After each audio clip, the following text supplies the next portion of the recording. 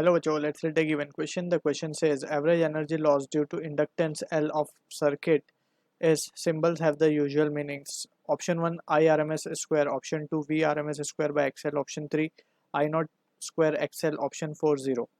So we need to understand about the key concept of power loss in inductive circuit basically. So जब हम बात करते हैं power loss की, so सबसे पहले we need to have a formula for it. Energy loss का क्या मतलब है? Energy loss per unit time is nothing but the power only, power loss. ठीक है, सो हम पावर लॉस के बेसिस पे एनर्जी लॉस कैलकुलेट कर सकते हैं. So from this we can say average power loss की हम जब बात करते हैं, so it is given by the expression we not by root two I not by root two into cos five, और it can be written as V R M S into I R M S into cos five. Right, so this is the thing we need to clear with. ये power average का formula होता है हमारे पास. ठीक है, अब यहाँ से जो cos फाई है it is known as the power factor.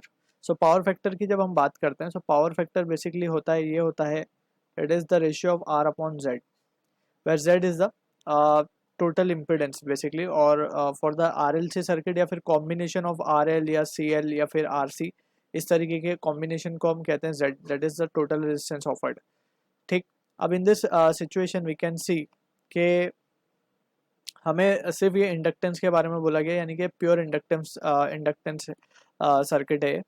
ठीक, so in this situation we can see pure inductance circuit के लिए अगर हम फेजर डायग्राम बनाए, सो वी और आई दैट इज वोल्टेज और करंट का जो लैगिंग और लीडिंग का हिसाब होता है वो we can show it over here. So we can see के फॉर इंडक्टर करंट को अगर हम यहाँ पे शो कर रहे हैं, सो वोल्टेज को हमें यहाँ शो करना पड़ेगा.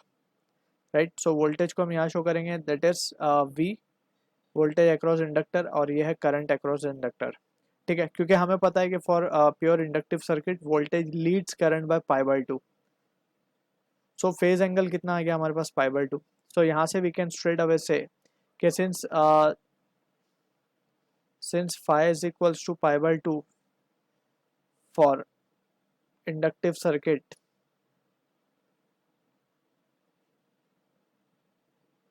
so in that situation we can say power average loss basically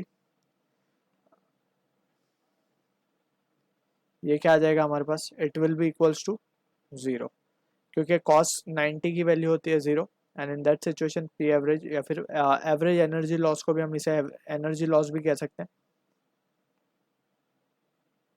will be equals to zero. So from this we can say option जो 4 होगा हमारा is answer to the question. I hope you understood the solution. All the best.